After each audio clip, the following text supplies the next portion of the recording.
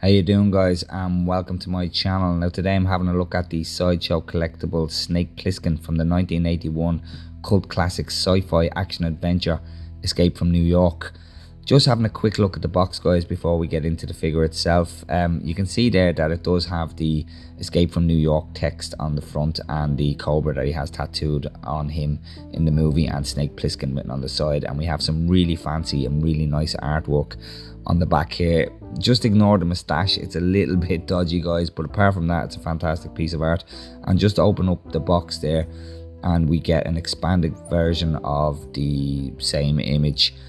I'd love to blow this up and put it in a frame, guys. I really like it. If you look closely, you can see that pretty much all of the accessories that come with the figure are in that image, which makes me believe that this image was done specifically for Sideshow and designed for this figure.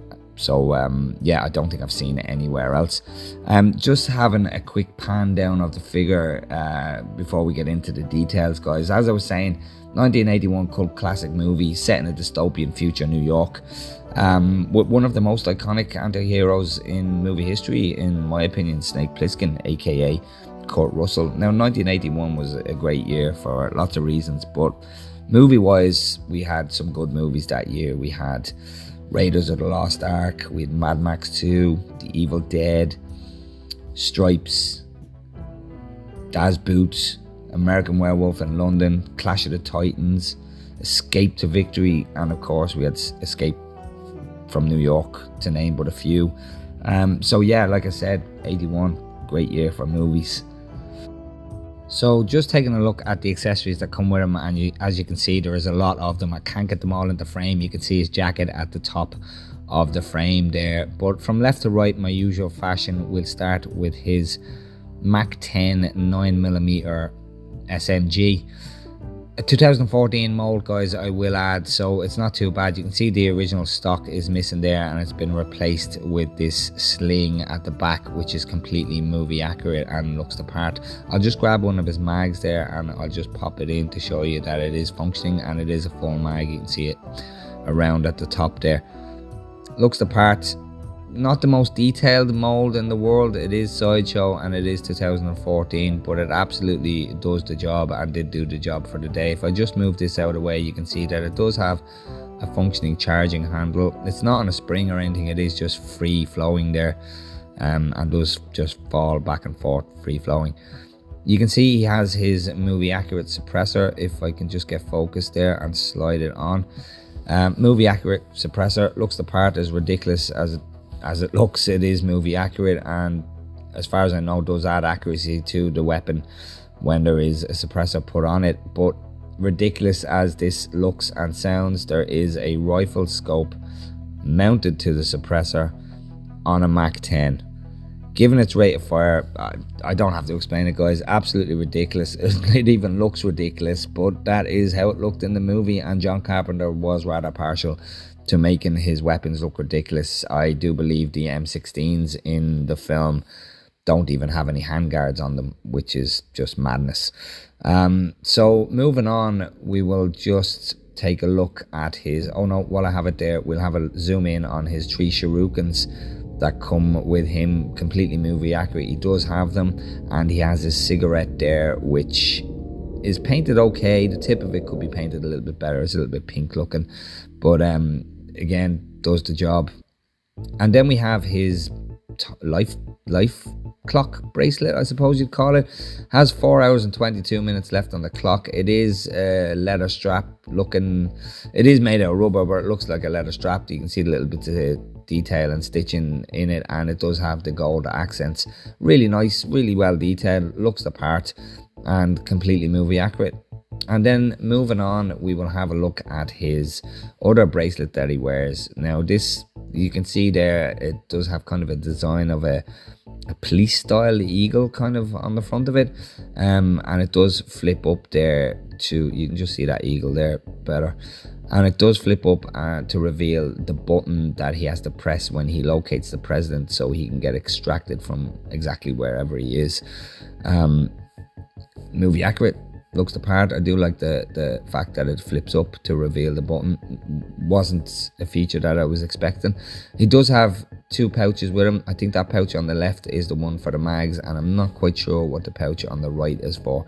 He does come with 3 mags, as you can see there, guys. And next up we have his radio, or his communications device. Very 80s looking, and very well detailed. It looks the part. It looks completely movie accurate. You can see all the paint details in it there, and the aerial does work. As loose as it is, it does work, and it does have a little sling hook on the side of it there, and it does have a little belt hook at the back of it. Does the job, looks the part, and is painted quite well. And he does have a hand for holding that, which is a nice little attention to detail as well. And then moving on, we have his Model 67, Smith & Wesson Model 67 38 Special. Movie accurate, looks the part, crazy scope. Well, I say crazy scope on the front. It's probably more practical than the one on the Mac 10. Looks the part, looks movie accurate. The stock on it looks, the grip on it looks really nice. Nice little bit of detail under there, the screw on it. And the silver, there's no weathering on it. There's no weathering on pretty much anything on this figure at all. Typical Sideshow. You can see you can open up there to reveal the rounds. I have lost a round because, believe it or not, those rounds do come out. I don't know why. They're just begging to be lost. You can see that they slide out there. This was obviously before they were just painting the rounds into the barrels there. And then we have some hands, lots of hands. We have a trigger hand, we have a gripping hand, we have a hand for holding the shurikens or the cigarette. I just get zoomed in there, we have a better look at it there, and then we have his hand for gripping the radio, as I had mentioned. And then we have a unique hand, really. You don't get with many figures a pointing hand. You can see that the tip of it is a different color to the rest of it there, because over time it has faded. And if I just zoom out there, you can have a look at the hands and see that pretty much the hands that I've used over the years, all the hands bar the closed fist hands, have faded. I didn't have it in a window or under any artificial light or anything like that. Well, display lights, but nothing hot or anything. They just discolored. You can see the color difference there in the closed fists to the rest of the hands, which is a bit of a shame. It doesn't look as bad when he's holding something in his hand, you know. It breaks it up. It doesn't look as different to the rest of the arm. So there you have it for those accessories. Last but not least, we have his jacket. To me, this is extremely accurate and extremely inaccurate at the same time. It does have all the pockets in the right places. You can see there's an attempt at a kind of an illusion of a zip in there. It does have the pockets in the right places. It does have the clasps at the back in the right places, and it is made of a soft pleather material. I've never displayed this jacket. I've never had it outside of the box, really, other than a couple of times, including today. But it's held up pretty well. You can see the stitching is quite nice in it there. It's quite tight, and yeah, it looks really well. But the downside to this jacket is it is supposed to be, I need mention as well, the little buckles there. I've lost one. They do come out. I've lost the day I got it. I think I lost that many years ago, but they do just pop out, so you do have to be careful with those. But as I was saying, the jacket should be all worn up the sleeve here, and in the shoulder area, just around here and down the arm, should be extremely way more worn than this. And it's part of the reason why I wouldn't put it on him, because it just, like I said, it's very accurate and very inaccurate at the same time. So there we have it for the accessories, guys. So I suppose without further ado, we will get into the figure itself. Guys, he has that many accessories. I should have known I was going to forget a couple of them. What we have here is his tracking device that he uses to locate the president. You can see that it is fully detailed and sculpted exactly like it should be. It has the markings on it there, and just to show you that extra bit of detail they have there, it actually has the covering for the batteries to go in the back of it, which is a nice little attention to detail. And then we have the pouch that it goes into. Now if I just undo the pouch there and pop it in, it will not close with the device in the pouch, which is a bit of a nuisance. It's not a deal breaker. I just don't put it in the pouch and it's fine. You never know whether it is or is not in the pouch, guys. But there you go, that's the last of the accessories, guys. And here we have the figure itself. I'll just give him a quick pan down before we get into the details of him. And if I can get this camera to just stay steady for a second, I'll have a look at the stand or the base that he comes with. Typical Sideshow hexagonal base, guys, with the very iconic Escape from New York text on the top of it there. That text alone brings back great memories for me, to be honest with you. So moving into the details of him, we'll take a look at his boots. Motocross style boot, made for the movie, really. That design on the front, that metal plate on the front, as you can see, is made for the movie. A one-piece mold, you can see there is absolutely no flexibility in that ankle joint whatsoever. There's no articulation whatsoever. They are movie accurate to the point where they go up to almost the knee. You can see that leather patch at the front, and like I said, the design at the front, that metal plate, is meant to be a silhouette of a cobra, I think, or a snake-like design. Some people might say the bottom of it looks like something else, but it is completely movie accurate. And you can see at the side there, he does have the 5 clasps that he has on the boots in the movie. Unfortunately, the one thing that does point out is his toes do point forward, so when you put him on a flat surface, he doesn't quite sit flush with the ground. Another thing to point out is the lack of weathering. These studs at the front, as far as I know, these were modded by Kurt Russell himself. These were his idea, and these are cleats from golf shoes mounted to the front of the shoe. And like I said, as far as I know, rumor has it that Kurt Russell fitted them himself. As I said, no weathering on them whatsoever, which is a bit of a letdown. I would have liked to see some scuffing on them. Nice mold on the sole. You can see where the cleats are put in there. Yeah, really nice.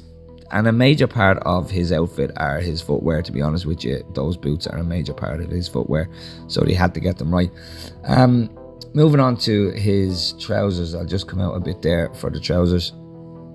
The pattern on them, to me, is movie accurate. Looks completely like they did in the movie. Unfortunately, running issue, no weathering. The pockets at the front there, you can see, are functioning. I'll just open them up there. You can see they are functioning pockets, and you can pop some stuff in there. And the pockets are in the right places. They are at the front in the movie, and I do believe there is a reason for that. At the back there, you can see that there is no weathering, and there is some inaccuracies here. Those clasps for the belt, those belt buckles, are not supposed to be there. They're not on him in the movie. And those pockets are specifically at the front and not at the side, because in his past in the movie, I believe he is a pilot of some sort. So it would make sense for his pockets to be easily accessible for somebody who is sitting in a pilot seat and have nothing on the back and have no, hooks or anything, no belt loops, so they don't hook onto any of the instruments in the cockpit of the plane that he would be flying. Moving into his belt, you can see that it is, again, movie accurate. It's a pleather belt. It's held up really well over the years, and it does have the accurate kind of looseness to it, and that little silver clasp at the end holding it all together. As I pointed out already, unfortunately, it's not supposed to have those belt loops at the back. Just moving in, we'll have a look at his Smith & Wesson Model 67 holster. As far as I can tell, it is movie accurate. You can see the shape of the holster there to fit the weapon, and it has those little nubs on it there, and you can see those nubs there, you can see where they pop into that little hole there. Unfortunately, I done it once and the nub popped off. You can see there is a nub missing there on that one. When I went to pull it out, the knob just popped off, so I never really done it again. The same on this side here for the holster for the Mac 10. It is movie accurate. It has the little gold kind of bits on it there that are movie accurate, and it does have the strap there that does work by the little nub thing as well, but it is a little bit easier to open on that holster, and obviously close as well. But it is movie accurate. It's quite a big chunk of a thing, and you can see it does have the little loops there at the front to hold the suppressor as well, so you just see them there, and it does have those little gold pieces and the straps there for the suppressor. So it does have all the pieces it's supposed to have. It does do the job. It is kind of a plastic. It is a bit. It's a plastic. It's not a pleather. It is a plastic. So it hasn't deteriorated and won't deteriorate. Just looking up at his t-shirt. Oh, you might notice, guys, my voice has changed. I was going a bit hoarse there, so I did have to take a break. You can see his abs there in the shape of in the t-shirt, so tight to him. You can see the shape of his abs. These little designs here are supposed to be zips. There is supposed to be a zip on those. There isn't, which is inaccurate, but it's not a major deal. It is made of kind of a what would you call it, a spandex kind of material, I suppose you'd call it, just like it is in the movie.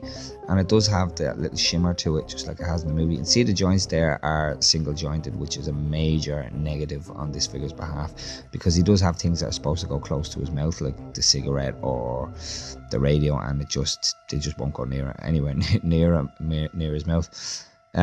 And you can see the tone difference there as well, where the hands have changed colour over time, which is a bit unfortunate too. And I can't remember, I think his face may have already come that colour. I don't think it did fade, I think. And if you look at photographs of any of the other ones there, it is that colour. Just looking at the sculpt itself, we know it doesn't really look like Snake Plissken or Kurt Russell, should I say. It is a 2014 sculpt by Sideshow. You can see there that it has taken a tumble at some point. I hadn't noticed before. Obviously taken a tumble, and there is a bit of paint missing just from there, which is a bit of a bummer. I didn't notice that at all. Yeah, like I said, it is a 2014. That's bugging me now. It is a 2014 mold from Sideshow. So you know, you gotta take that into account. Very, very blue eyes. I don't think Kurt Russell's eyes are that blue. The likeness isn't exactly there. He does have the scar on the side of his face, you can see. Obviously, he has the patch on his eye, and these are ways of kind of, you know, with the clothing and the patch on his eye, and that we know who it is. Unfortunately, it just doesn't quite look like him.